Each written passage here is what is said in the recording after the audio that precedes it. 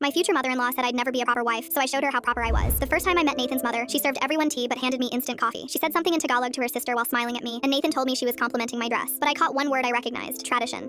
My stomach dropped because her tone didn't match Nathan's translation at all. That night, I downloaded a language app. The wedding was 18 months away. I figured I had time to learn enough to survive family dinners. 6 months later, I understood basic phrases but sounded terrible trying to speak. At our engagement party, his mother was talking to her sisters and kept switching between English and Tagalog. She'd say something nice in English like, "She's very sweet," then immediately say something in Tagalog that made her sisters laugh. I understood walang kultura, no culture. Then, hindi marunong magluto, can't cook. Then, pangit ang accent, ugly accent. I just stood there holding my champagne, pretending I didn't understand. Nathan asked me later why I was so quiet. I told him I was just overwhelmed. He kissed my forehead and said his mom really liked me. I wanted to scream, but I needed her to think I was clueless. By month 8, I understood most conversations but sounded awful when I tried to speak. My tutor kept making me repeat the same phrases over and over. She told me my comprehension was great, but my pronunciation was rough. Nathan thought I went to book club every Wednesday. I was actually at the Filipino Cultural Center learning wedding ceremonies from this grandmother named Lola Mercy. She was sweet but didn't sugarcoat anything. She told me I understood like an adult but talked like a baby. Month 10 almost ruined everything. Nathan found my workbook with hundreds of pages of notes. The worst part was that I'd been writing down every insult his mother said, with dates and translations. He went pale reading through them. Gold digger, temporary, not worthy. I grabbed it back and told him I was learning Tagalog to surprise his mom at the wedding, that these were just practice translations from TV shows. He wanted to believe me. He suggested maybe I could do one tradition in Tagalog at the wedding. I agreed, knowing I was planning way more than that. Month 11, his mother started switching to Tagalog mid-conversation whenever I walked in the room. She'd apologize and say it was family stuff, but she was getting meaner. She told her sister I probably had diseases. Her sister actually said that was too far, but his mother just laughed and said it wasn't like I could understand anyway. By month 13, I understood everything, but never let on. Christmas was the worst. His relatives came from the Philippines and his mother went all out. She called me ugly in person, asked Nathan why he didn't just date a Filipino girl. Then she actually brought some girl named Maria to dinner and introduced her as a family friend. Maria was gorgeous and spent the whole night cooking with his mother and speaking perfect Tagalog. Nathan looked exhausted and told his mom to stop, but she told him in Tagalog that he'd thank her when I left him. Month 15 nearly broke me. During wedding planning, his mother told all the vendors in Tagalog to ignore what I wanted. I watched her change my flowers, my food, everything. The vendor looked at me with pity and asked if I was okay with the changes. I just nodded. That night, I practiced my wedding speech until my throat was raw. I'd memorized 10 minutes about traditions that Lola Mercy taught me, stuff his mother's own mother never passed down. 3 weeks before the wedding, Lola Mercy mentioned she grew up with his mother's mom in Batangas. She said her friend would be ashamed of how her daughter was acting. That's when I knew I had this. At the rehearsal dinner, his mother announced she'd handle all the Filipino traditions, since Americans couldn't understand them. 150 people heard her say it. The ceremony started and his mother stood up with her friend Rosa to translate for my family. I touched her arm gently and said, "Salamat po, mama. Please let me try." She smirked, waiting for me to embarrass myself. People were already pulling out their phones, probably expecting a disaster. I started my memorized speech perfectly. I didn't just explain the traditions. I talked about where they really came from, before Spanish colonization, the regional differences, stuff that had been forgotten. I explained how the cord ceremony came from ancient binding rituals, not from Spain. I talked about Babaylan priestesses and Sanskrit influences, everything Lola Mercy and I had researched together. His mother's face went completely white. The church went crazy. His elderly grandmother stood up crying, saying finally someone knew their real history. His aunt yelled that I knew more than his mother. After our vows, I took his mother's hand and pressed it to my forehead for her blessing. She had to give it. Everyone was watching and recording. Her hand was shaking. At the reception, she didn't say a word while I led the traditional dances. Nathan told her I'd been studying for 18 months, since the day she served me instant coffee. Later, she cornered me and asked how I knew all that. I told her Lola Mercy was her mother's friend. She fell apart. At our daughter's first birthday, she made a toast saying she was wrong about me. Then she said in Tagalog that I was her true daughter.